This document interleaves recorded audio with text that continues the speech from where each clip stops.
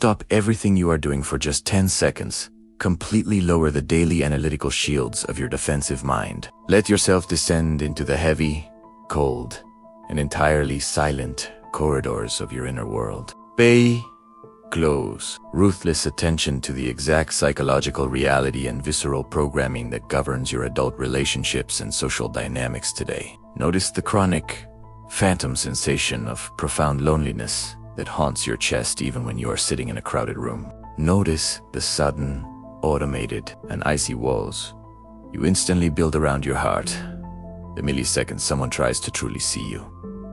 Intimacy does not trigger safety within your biology. It triggers a terrifying, catastrophic wave of vulnerability that your brain processes as a threat. Watch how you actively, systematically navigate your adult life today. It is your toxic habit of completely disappearing inside your own existence.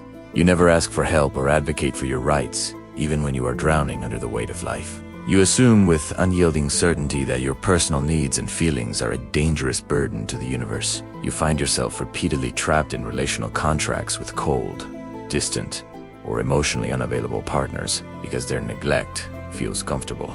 Their absence of warmth feels like home. You look at these self-destructive scripture, paralyzing, hyper-self-reliance, and severe emotional numbness, and you tell yourself a proud, comforting lie. I'm just an independent person. I don't need anyone's validation.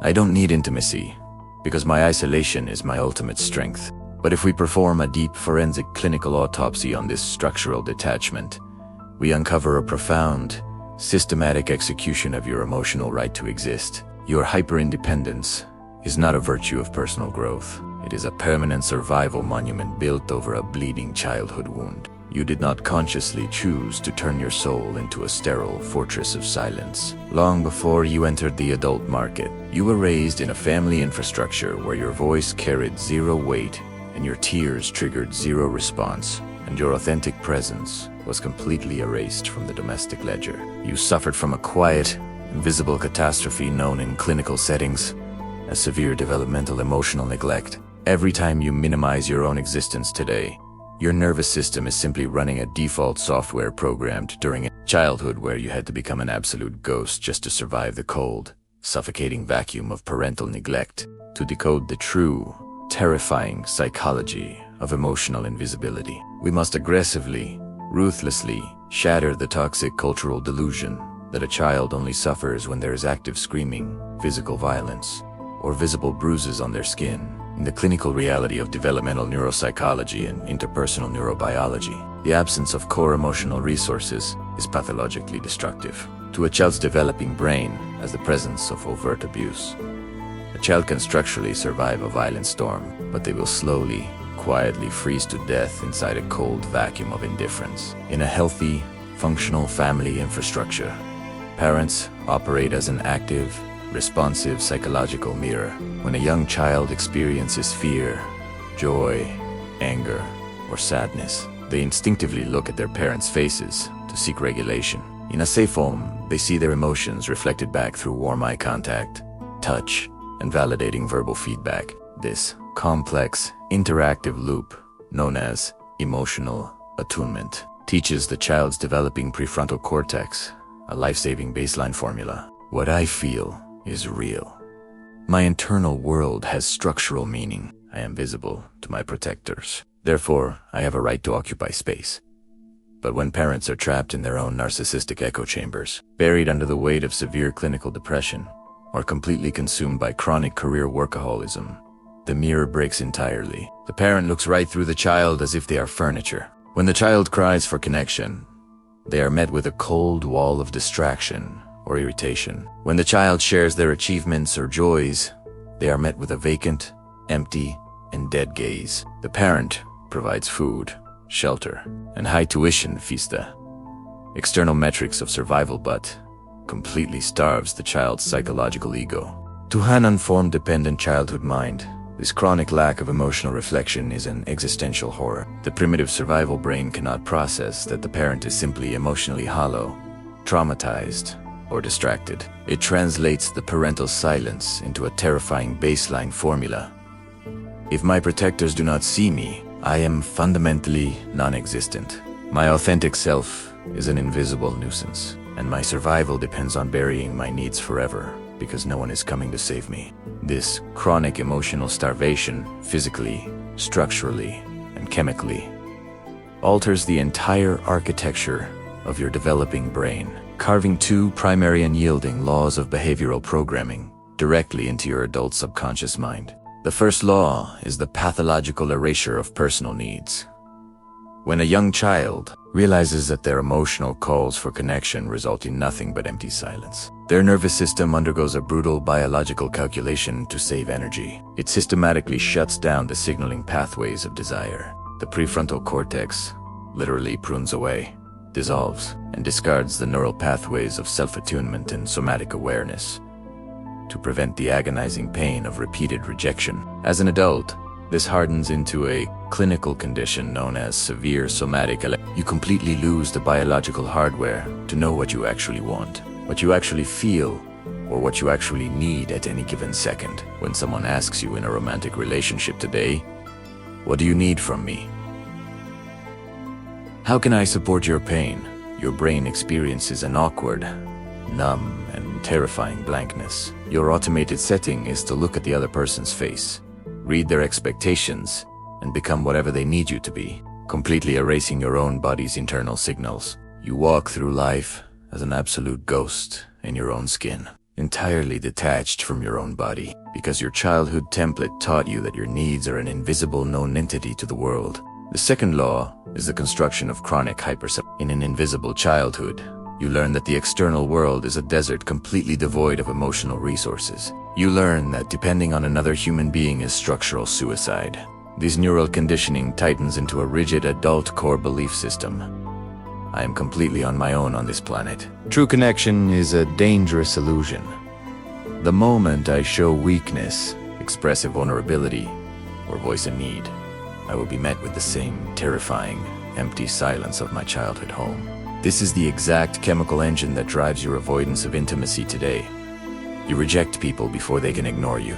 You build walls of high achievement, cold professionalism, and intellectual armor, masking a hollow, terrifying black hole of chronic loneliness inside your chest. You have optimized your life for survival, but you have completely disqualified your nervous system from ever being truly loved.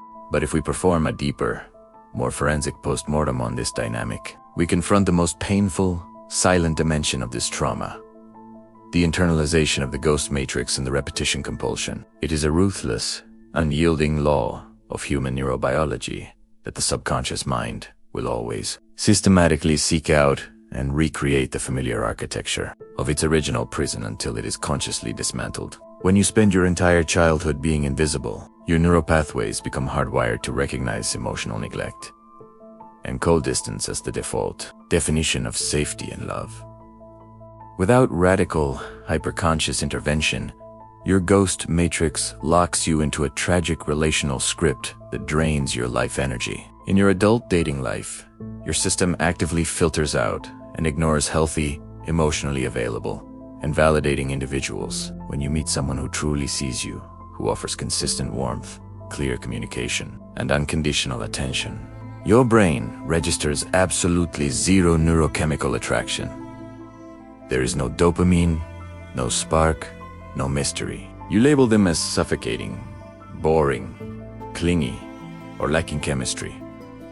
Why? Because your system does not possess the software to process peace. A stable person threatens the protective armor of your hyperindependence. Your brain equates peace with an upcoming abandonment, so it rejects it, instead acting like a heat-seeking missile for emotional unavailability. Your subconscious drives you straight into the arms of cold, distant, or narcissistic partners. You step into their emotional desert and your childhood software immediately boots up. You become the invisible ghost once again, working yourself to the bone, shape-shifting, and begging for basic crumbs of validation. You tell yourself you are doing this out of pure, unconditional, and sacrificial love. But the raw, clinical truth is far darker. You are using their coldness to avoid the terrifying vulnerability of being truly seen. You are desperately trying to finish an old, unresolved math problem from your past. You are trying to finally force a blind person to open their eyes and choose you. believing with absolute conviction that if you can win this battle, you will retroactively prove to the ghosts of your parents that you were a good child and that you finally deserve to exist. You cannot go back in time and force your emotionally hollow parents to open their eyes, wake up, and hand you the psychological mirror they denied you. The invisibility occurred, the reward pathways were warped, and the ghost matrix was installed deep within your psyche. But the ultimate, most beautiful, and revolutionary secret of modern relationship psychology is that you are no longer a helpless infant captive to your family's unseeing gaze. You are a grown, sovereign adult, and you hold the absolute right to break the glass cage of your invisibility. You break the matrix of generational neglect and reclaim your authentic ego by enforcing two radical protocols of psychological sovereignty today.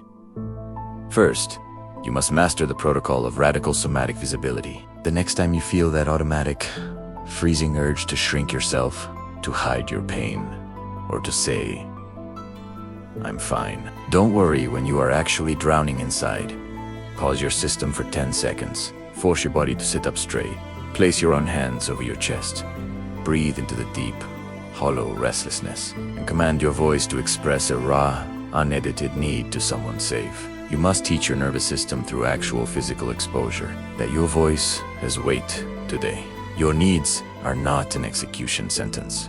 You can occupy space without being crushed by the world. Second, commit to the radical resignation from the echo chamber. Stop waiting for your family to finally wake up, see your value, and hand you an apology or a medal. They cannot give you what they do not possess. You must step into the role of the mature, sovereign validator for your own inner child. Look into your own mirror.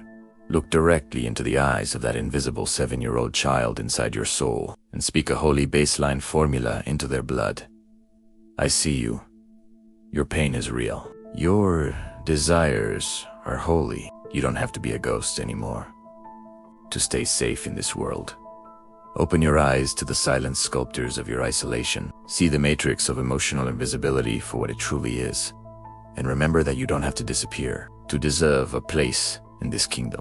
Thank you for exploring this file of family and childhood psychology with Human Secrets on Kaysan Trithik. If this deep dive helped you see your isolation more clearly, make sure to subscribe and hit the notification bell. Leave your thoughts below. Stay independent but connected. Stay visible to your own skin, and we will see you in the next chapter.